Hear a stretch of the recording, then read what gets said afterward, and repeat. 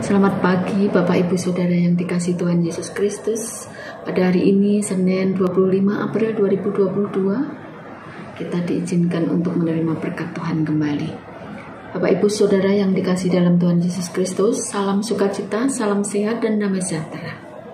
Kita patut mensyukuri sebab kita sudah menerima berkat pengampunan Kristus melalui karya yang maha dahsyat, melalui pengorbanannya dan menang atas maut.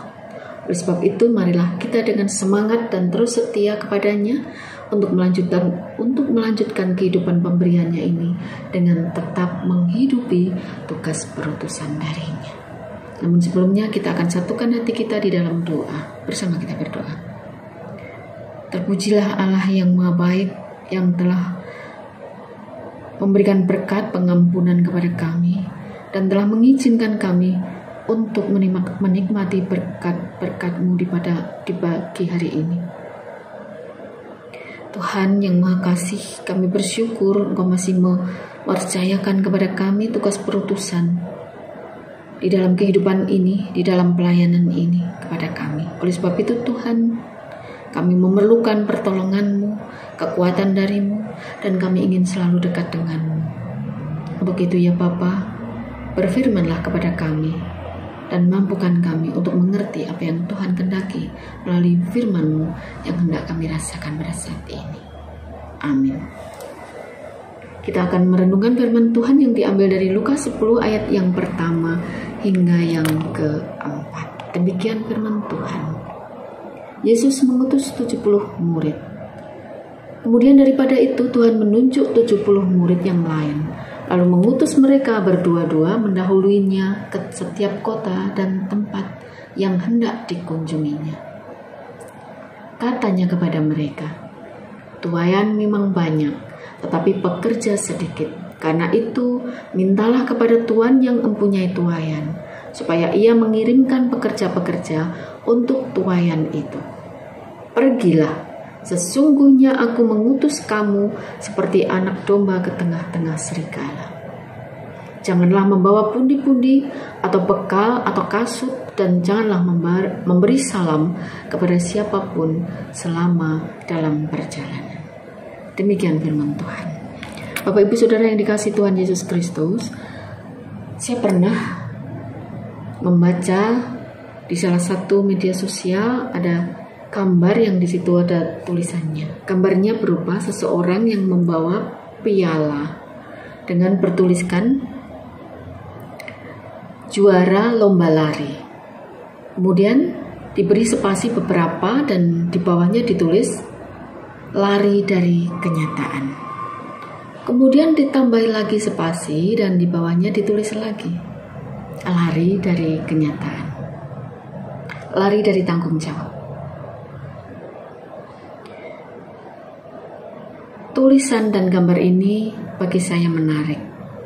Mengapa? Sebab gambaran dan tulisan ini kemungkinan merepresentasikan kita ketika kita menjalani kehidupan ini, melaksanakan tugas perutusan, menjalankan tugas dan kewajiban kita.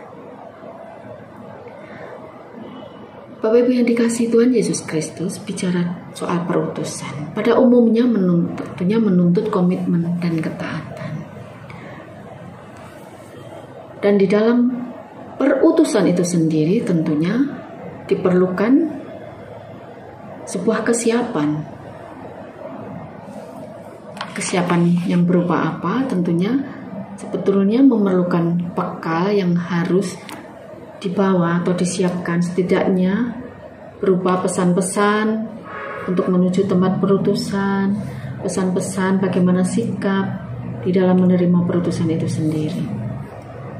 Di dalam perutusannya, Yesus berpesan kepada murid-muridnya, jangan membawa apa-apa dalam perjalanan, kecuali tongkat roti pun tidak boleh dibawa. Demikian pula bekal yang lainnya. Uang dalam ikat pinggang pun tidak boleh dibawa. Juga tidak boleh memakai dua baju. pesan-pesan Yesus ini jika dihidupi dan ditaati dengan baik pasti akan membuahkan hasil yang baik pula. Pesan Yesus melalui bacaan hari ini sesungguhnya mengandung makna yang mendalam.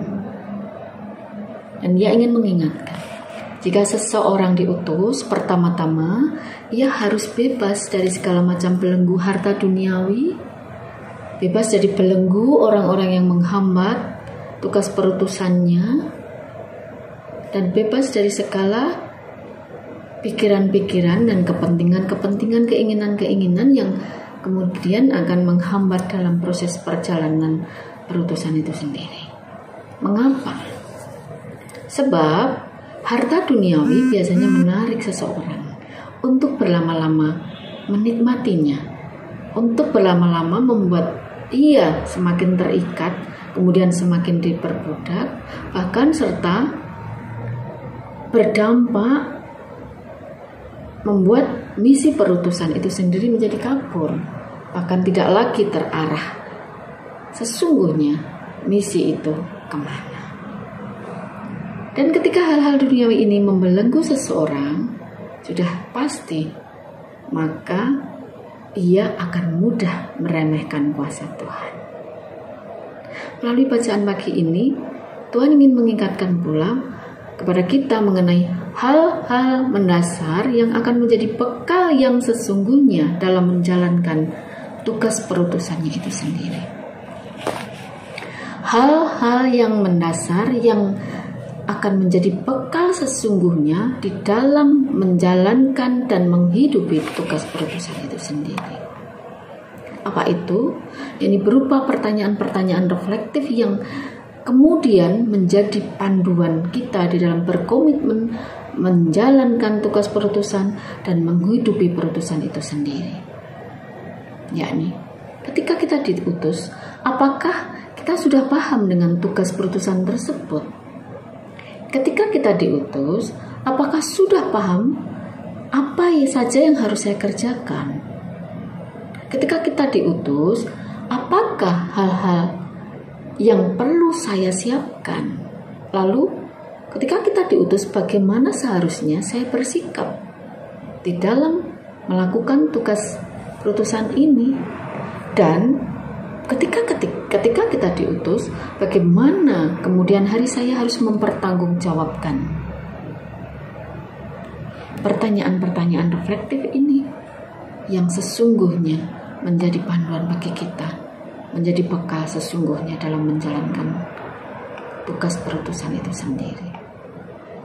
Pertanyaan-pertanyaan tersebut diperlukan agar kita fokus pada misi yang diemban, sekaligus kita menyadari diri dan mampu mengukur seberapa kekuatan kita dan kemampuan kita, serta sikap apa yang harus kita ambil ketika kita berhadapan dengan tantangan di tengah-tengah menjalankan tugas perutusan itu. Dan melalui firman Tuhan pagi ini kita bisa merefleksikan beberapa hal. Yang pertama,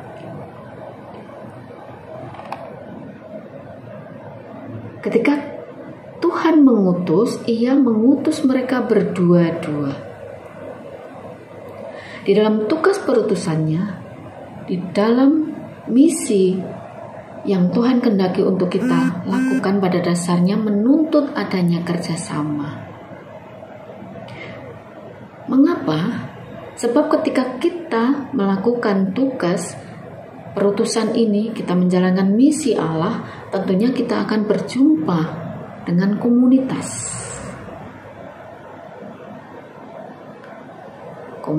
yang paling kecil, kemudian komunitas yang lebih besar di sekitar kita, dan komunitas-komunitas yang lainnya yang semakin lebih besar yang harus kita jumpai. Sebab tugas perutusan itu sendiri adalah perintah yang wajib dilakukan untuk terus dilakukan hingga sampai tugas atau perintah itu sendiri selesai. Dan tugas-tugas perutusan itu akan berhasil dengan baik ketika dikerjakan, dan ketika misi kita itu kita kerjakan dengan tidak berambisi secara sendiri-sendiri. tidak mengangkat kepentingan sendiri, tidak mengangkat keinginan sendiri di atas misi, di atas tugas perutusan yang Tuhan kehendaki. Oleh sebab itu diutus berdua-dua, karena memang kita mengerjakan tugas perutusan ini dituntut kerjasama. Yang kedua, jangan membawa bekal terlalu banyak, atau jangan membawa terlalu banyak bekal.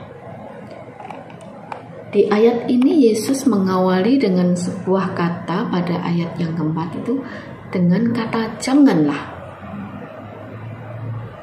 Kata ini sangat menarik. Kata ini memberikan sebuah larangan kepada murid-murid, dan perintah yang berisi larangan kepada mereka ini ditegaskan oleh Yesus. Dan Yesus menyuruh jangan membawa bekal apapun di jalan. Sungguh ini menarik karena menimbulkan sebuah pertanyaan. Bukan hanya pada saat itu, tapi ketika kita jujur, ketika kita pada saat ini, sebagai sebuah contoh, kita akan melakukan sebuah perjalanan bersama keluarga contohnya ya.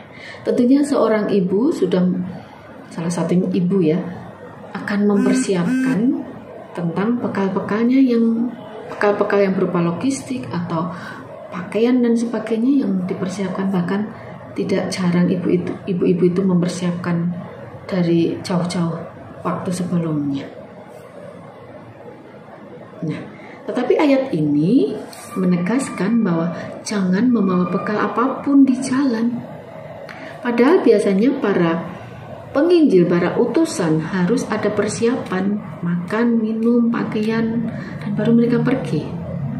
Tetapi yang dilakukan Yesus justru terbalik. Ia menyuruh murid jangan memusingkan dengan hal ini. Sebab ada maksud Tuhan bahwa Dia akan mencukupkan apa yang diperlukan oleh muridnya. Dan hal ini pun Ia ingin menunjukkan bahwa kebutuhan jasmani bukan hal yang utama dalam melayani Tuhan, melainkan kebutuhan rohani, kebutuhan spiritualitas yang diinginkan Tuhan. Yesus melarang mereka mengutamakan kebutuhan jasmani, tetapi di sisi lain Yesus mendorong mereka untuk memenuhi kebutuhan rohani mereka terlebih dahulu, dan juga tanggung jawab mereka kepada sesama. Sebab mereka memang diutus untuk untuk bertemu dengan komunitas tadi, untuk menolong orang-orang yang dijumpainya, untuk mewartakan kabar baik, kabar kedamaian, untuk menegakkan keadilan, untuk mengajarkan tentang solidaritas, dan untuk terus memelihara keutuhan ciptaan. Dan ketika utusan-utusan ini Yesus maksudkan untuk melakukan tugas perutusan ini, maka tidak usah menyusahkan diri dengan hal-hal yang bersifat duniawi. Sebab itu akan menghalangi perjalanan mereka. Sebab hal-hal tersebut, barang-barang tersebut, dan juga pemikiran kepentingan mereka itu akan menghambat mereka untuk fokus kepada misi yang sesungguhnya, tugas perutusannya. Akan menghambat mereka di dalam proses menghidupi tugas perutusan ini secara terus-menerus. Nah, pesan ini disampaikan Yesus sesungguhnya sebagai salah satu alat uji keberimanan untuk para murid. Jika para murid ditantang dengan pesan demikian, apakah murid yakin dan percaya dengan kuasa ilahi yang akan selalu hadir membersamai mereka di dalam menjalankan tugas perutusannya? Dan apakah para murid yakin dan percaya dengan kuasa ilahi yang hadir membersamai mereka untuk terus menghidupi tugas perutusan itu?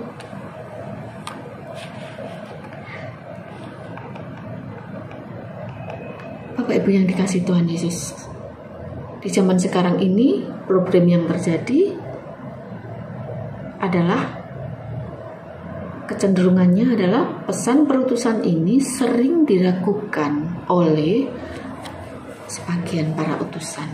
Tentunya dengan berbagai alasan yang menurut mereka benar. Antara lain, bagaimana mungkin kami melaksanakan tugas itu tanpa uang, tanpa alat-alat komunikasi, tanpa pakaian, tanpa fasilitas operasional, atau tanpa makanan, minuman, dan lain sebagainya. Dan ketika reaksi ini diangkat, maka kuasa Tuhan tidak mungkin bekerja. Bukan berarti Tuhan tidak berkuasa melakukan hal ini, bukan. Namun, ketika para utusan itu sendiri belum menghidupi sepenuhnya pesan Tuhan ini di dalam menerima dan menjalankan tugas perutusan, atau dengan kata lain, ketika mereka diutus tanpa meyakini pesan Yesus, tanpa menghidupi pesan ini, justru sesungguhnya mereka sedang meremehkan kuasa Tuhan yang bekerja atas mereka. Dan dalam hal inilah Yesus Yesus memiliki maksud bahwa sesungguhnya ujian keberimanan seseorang yang sedang diutus, sedang ditakar sebagai seorang pengikut Kristus yang setia. Pesan ini sesungguhnya juga mengandung maksud agar setiap orang yang menerima tugas perutusan itu bebas dari segala macam belenggu harta duniawi. Dan ketika seseorang itu sudah bebas dari segala macam belenggu harta duniawi dan segala keinginan-keinginannya, maka disitulah itu akan menjadi satu senjata sekaligus bekal bagi para utusan-utusan itu di dalam melaksanakan misi untuk mewartakan kabar keselamatan, kedamaian, menegakkan keadilan, mengajarkan solidaritas, dan menjaga keutuhan ciptaan.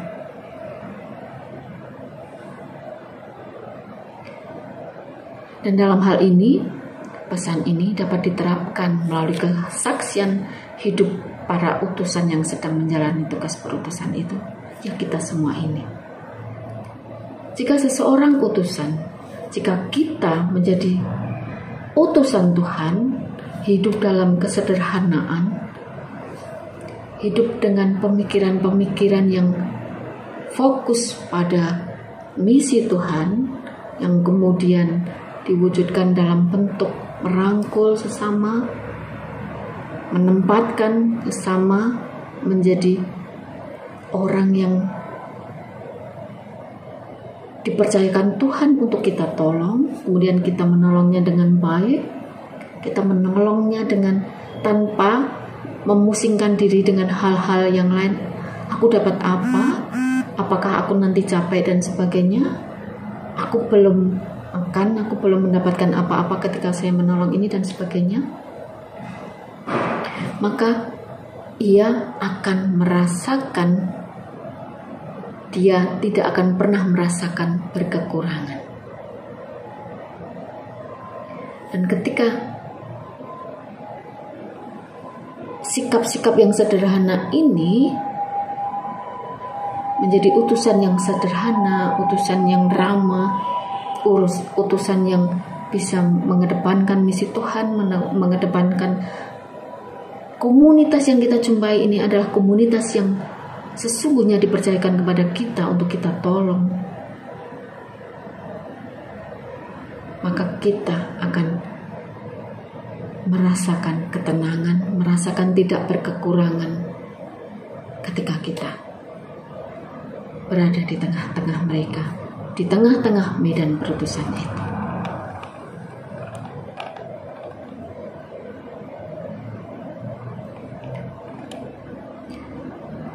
Bapak Ibu Saudara yang dikasihi Tuhan Yesus Kristus, dan ketika Tuhan Yesus memberi perintah kepada kita, itu berarti Dia juga memberikan jaminan penyertaan. Dia juga memberikan jaminan kecukupan akan segala kebutuhan yang kita butuhkan di dalam proses kita menjalani tugas perutusan itu.